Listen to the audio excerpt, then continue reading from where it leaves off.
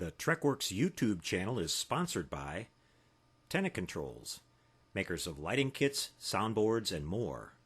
Tenant Controls brings your models to life.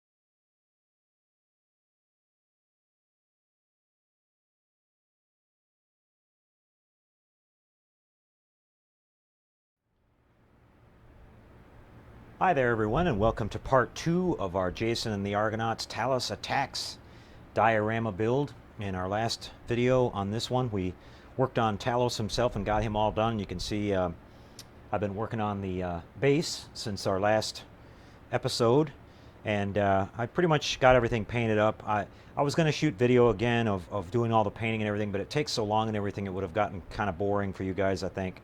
But it's basically all just painted by hand. I just hand brushed. I used a couple different colors here for the rocks.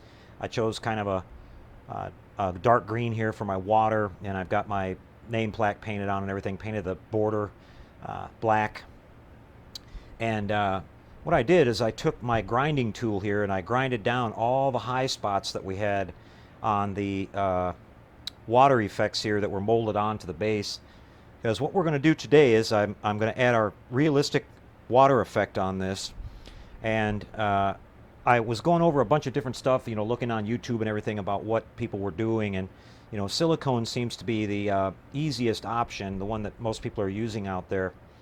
But looking around in the shop on what I had on hand, I had some I had an old resin, fiberglass resin repair kit, you know, for like fixing rust holes on car bodies. And you know, it comes with the fiberglass matting and all that, and you got the resin that goes with it. Well, this resin is going to work really good for this, and the nice thing about it is that it's already, you can kind of see it in the cap here, it's already tinted green, kind of a bluish green, so this is going to look really cool. And so I'm going to mix up a little bit of this in this little pan that it comes with. The kit comes with this little pan, and we're going to just really carefully just pour it onto the top here. Now hopefully it doesn't overflow anywhere. I tried to do the best I could with getting this all evenly grinded down. It was pretty uneven, and I wanted to have, you know, just leave this lip all the way around and then up to the edge of the rocks and everything, and hopefully we won't overflow and we'll still cover everything up here. If we have a couple of high spots, it's no real big deal, because we're gonna come back and paint a little bit of white, you know, like breaking waves on the edges around the ship here and everything. I don't have the sail on the ship yet either. I'm gonna have to do that here at the very end. But I made my little oars here out of some toothpicks. I'll zoom in on this bottom part of the base here for you so you can see that a little bit better. But you can see I've kind of done some shading on this color down here. I've got, you know, I used a little bit of gray, I used a little bit of green, a couple different colors of green. And that way hopefully it'll kind of show up through the translucent, you know, the stuff we're going to put down, the resin here, and it'll give a nice effect. So I'm keeping my fingers crossed here. I'm going to do this for the first time, so, but if it messes up, we can always, you know, wipe it off if it overflows a little bit and everything. I don't have Talos glued down either, so I'm just going to take him out and get him out of the way, and we're going to go ahead and start doing this. So let me get my stuff going here. We just pour a little bit of this into the, now hopefully this stuff is still good. It's been sitting for a long time. It's kind of thick, and I'm not exactly sure how much of it I'm going to need, but just I wanted to kind of hold this up to the light here and see this. Looks like it's going to be fairly translucent once we get it on there. So, okay, you've got this activating stuff here that you've got to mix in with it. This is sort of the, you know, it's a two-part thing here. So, oh, I'm going to have to poke a hole in this. I wasn't prepared for that, guys. Okay. And we're going to put this stuff in here. Don't need a whole lot of it. And they give you a nice little stir stick to stir it up with. So hopefully this goes well, guys. I'm gonna try to pour it as evenly as I can, and hopefully it doesn't get any bubbles and stuff in it.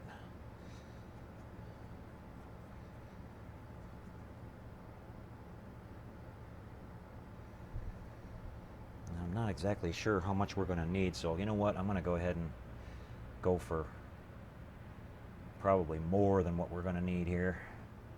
Don't want to run short in the middle of it. We'll give it a stir here.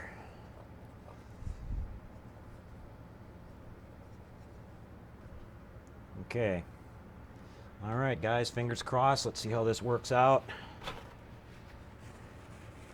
I don't think it's going to have to go on very thick, but I don't want to pour any on the Argo itself, so we're just kind of, oh, you can see it's our hardener's not mixed all the way here. It's kind of sitting on top of everything else.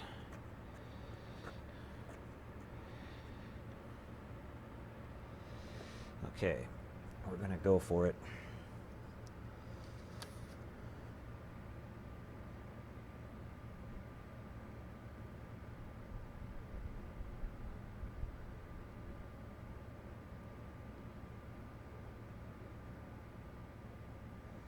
Don't want to get anything on top of the rocks. I just want to keep the whole thing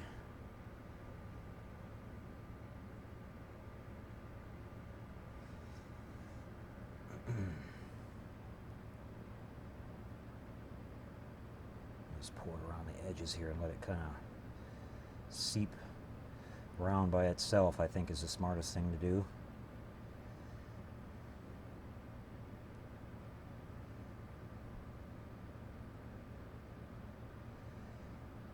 Okay, we got quite a bit down on there, so we just messed up a little bit right here on the corner, so I'm going to try to wipe this off.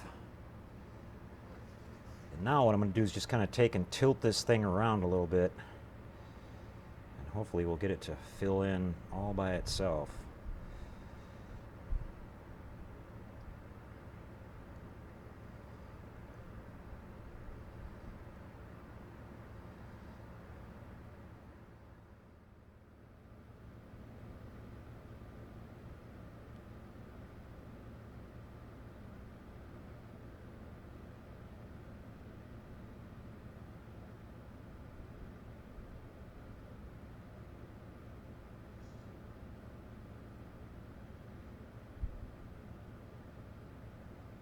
That seems to be working pretty good.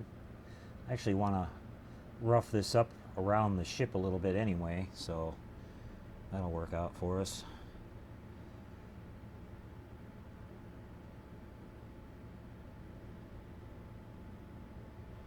Yeah, we overflowed a lot in the back. That's okay. We're gonna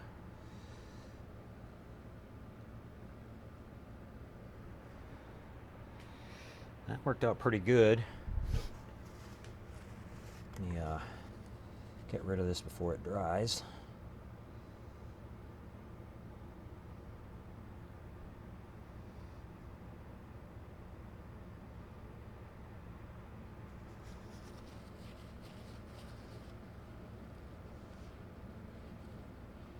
I'm gonna have to do a little bit of touching up on our paint here around the edges. That's not a problem.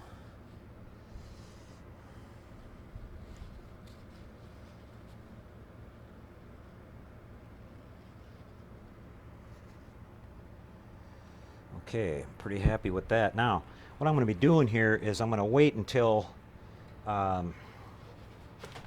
it starts to get a little bit more tacky, and then I'm going to go in and I'm going to start using this little stick here. I'm going to start kind of tapping on it around here in a few places to get a little bit of, let me get you closer to it here.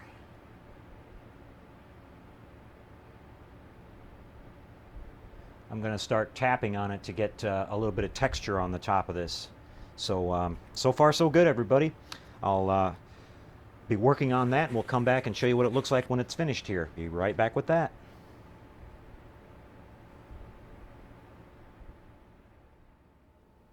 Well, we're back with you again, and here we are for the finish of our Talos Attacks diorama. It's been a couple hours since we had the poured the resin on the base, and it's been drying for a little while. I learned quite a bit working with this stuff. I went back and actually took a lot of the resin that we poured on there back off. I just took a paper towel and kind of soaked a bunch of it up and got it off of there. I just put it on way too thick, and it was the material was darker than I thought, so it was kind of blocking a lot of the translucent effect that I was trying to get with this. And so we took a lot of it back off of there, and now I'm really happy with it. I think it came out great. And it's still just a little bit tacky, but in another couple hours it should dry out pretty good and be ready to go. So I think it looks nice. But you can see we've got our little Argo here. The ship itself all done. We did a little bit of detail painting on that, and we got the sail mounted and everything. Got the oars in place. The oars are just some toothpicks that I cut down and glued them to the side. And then we did a little bit of wave action, kind of like they're stirring up the water. Backwater. They're trying to get away from Talos as he showed up when they were trying to escape there. So, but the Talos figure itself turned out really great. I'm really happy with it. You can see we've got our weathering done on them. You can maybe see it a little bit better now in this light than before. But again, what we tried to do here is we tried to make it look a little bit more bleached out on the top, where the sun would be, kind of beating down on it more on his shoulders and his head, and then down here it gets a little bit darker. And I tried to put it on in the same places that I saw, kind of where it was piled up kind of thick on the original filming miniature from the pictures that we had that we lifted from the film. And so I think it's pretty darn close to how he looked. We did a multiple paint layer job on him. We started off, we showed you there with the base coat, and then we did some black shading, and then came back over that again with our base coat, and then did all of our weathering, and then we completed everything with a little bit of a wash. We did some kind of purple highlights up around the top here to make that kind of blend in a little bit better. And but it's a great kit. I'm really happy with it. The base is nice and sturdy. It's all been I got him JB welded in place now on the top of the rocks there, so by tomorrow this thing will be rock solid. And let's see if I can kind of maybe turn it around here for you, and you can see the back side of the figure itself. But you can see all that nice muscle detail that they cast into this, and even the raised spine vertebrae detail that they had on the miniature in the film, I think is really cool that they captured that too. But it's a really nice little piece, and going to be happy to have it on display with the other ones that we've been working on lately. So, well, this is definitely going to be the end of the figures for a little while, guys. I've kind of ran through all the ones that I'm interested in. I picked up a couple of kits that I'll be working on later in the year, kind of some Halloween-themed figure kits. One of them is a resin kit that's got a really beautiful diorama with it, and I'll kind of save that for a surprise. And then we've got a Boris Karloff Frankenstein figure that I've been wanting to get for a long time, a vinyl kit. But we're going to save those for Halloween, and we'll have a lot of fun working on those a little bit later. So we're going to be back to our regular kind of stuff here on the channel. Coming back with the Battle in the Mataro Nebula. Get that one back in action here for you, and we've got a couple of little surprises coming down the pipe, so stay tuned for that. But so here's our Jason and the Argonauts Talos Attacks, and I'm really happy with it, guys. Thanks for checking it out. Appreciate you watching. Thanks to all the new subscribers. I think we got some new subscribers that are enjoying these figure builds, and I've really been having a good time with it myself, so hope you guys have enjoyed it. We'll catch up with you a little bit later. Until then, take care, everyone, and happy modeling.